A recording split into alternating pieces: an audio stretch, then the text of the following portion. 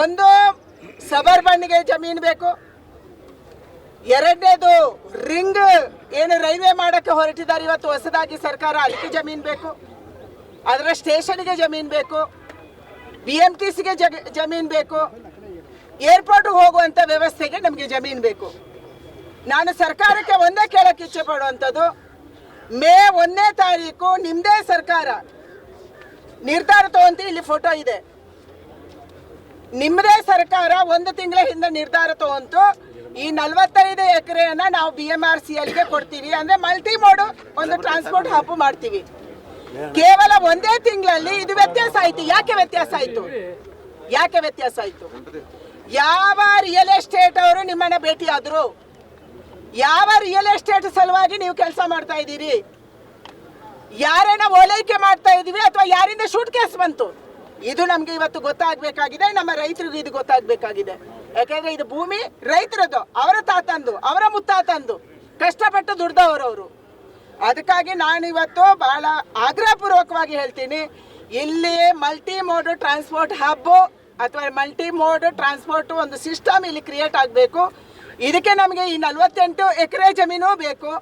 ನೀವು ಅದನ್ನು 9 ಎಕರೆಗೆ ಇಳಿಸಿದ್ದೀರಿ. 9 ಎಕರೆಯಿಂದ ಯಾವುದೇ ಕೆಲಸ ಆಗಲ್ಲ. ಇಷ್ಟೊಂದು ಟ್ರಾನ್ಸ್ಪೋರ್ಟ್ ಹಬ್ ಅನ್ನ ಇಲ್ಲಿ ನಿರ್ಮಾಣ ಮಾಡೋಕ್ಕಾಗಲ್ಲ.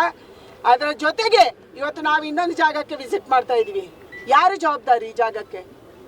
ಇಲ್ಲೇ ರೋಹಿಂಗ್ಯಾಸ್ ಬಂದು ಯಾವುದ್ಯಾವುದೋ ಆಧಾರ್ ಕಾರ್ಡನ್ನು ಇಟ್ಕೊಂಡು ಕ್ರಿಮಿನಲ್ಸು ಮನೆ ಮಾಡ್ಕೊಂಡು ವಾಸ ಮಾಡ್ತಾ ಇದ್ದಾರೆ. ಹೆಂಗ್ ಬಿಟ್ರಿ ನೀವು? ಇದರ ಬಗ್ಗೆ ಎನ್ಕ್ವೈರಿ ಆಗಬೇಕಾಗಿದೆ. ನಾನು ಆ ಜಾಗಕ್ಕೆ ಹೋಗ್ತಾ ಇದ್ದೀನಿ. ಅಲ್ಲಿರುವಂತಹ ಎಲ್ಲ ಯಾವ ಆಧಾರ್ ಕಾರ್ಡ್ ಇದೆ ಅದನ್ನ ನಮ್ಮ ಪೊಲೀಸರು ಕಾಪಿ ಕೊಡಬೇಕು. ಎನ್ಐ ಇದ್ದಾರೆ, ಎನ್ಕ್ವೈರಿ ಮಾಡಬೇಕು. ದೇಶಕ್ಕೆ ದ್ರೋಹ ಮಾಡುವಂತ ಶಕ್ತಿಗಳು ಇಲ್ಲಿ ಬಂದು ನೆಲೆಸಿದ್ದಾರೆ ಜಮೀನಲ್ಲಿ.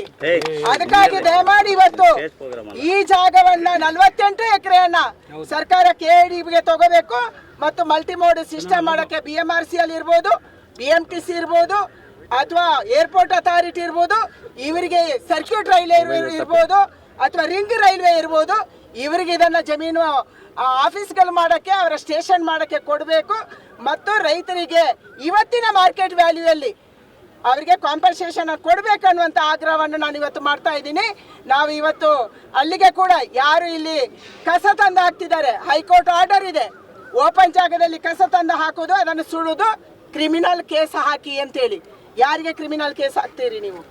ಇಲ್ಲಿ ಆ ರೀತಿಯ ಯಾರೋ ಬೇರೆ ರಾಜ್ಯದವರು, ಬೇರೆ ದೇಶದವರು ಬಂದು ಇಲ್ಲಿ ಉಳಿಯಕ್ಕೆ ನೀವು ಹೆಂಗೆ ಅವಕಾಶ ಕೊಟ್ರಿ? ಅದಕ್ಕಾಗಿ ಇದೆಲ್ಲವನ್ನ ಕೂಡ ತಕ್ಷಣ ಖಾಲಿ ಮಾಡಿಸ್ಬೇಕು. ಅವರೆಲ್ಲರ ಡೀಟೇಲ್ಸ್ ತಗೋಬೇಕು. ಅವ್ರು ಯಾವ ರಾಜ್ಯದಿಂದ ಬಂದಿದ್ದಾರೆ ನಾನು ಅಲ್ಲಿಗೆ ಬರಿತೀನಿ. ಈ ಒಂದು ಆಧಾರ್ ಕಾರ್ಡ್ ಅಲ್ಲಿ ನಿಮ್ಮ ರಾಜ್ಯದಲ್ಲಿ ಯಾರಿದ್ರು ಅಂತ ನಾನು ಪೊಲೀಸರಿಗೆ ಇವತ್ತು ನಾವು ಹೇಳಕ್ಕೆ ಇಚ್ಛೆ ಪಡ್ತೀನಿ. ಪೊಲೀಸರು ಅಷ್ಟೂ ಜನರ ಆಧಾರ್ ಕಾರ್ಡ್ ಅನ್ನು ಇವತ್ತು ಸಂಗ್ರಹ ಮಾಡಬೇಕು. ಸಂಗ್ರಹ ಮಾಡಿ ನಂಗೊಂದು ಕಾಪಿ ಕೊಡಿ.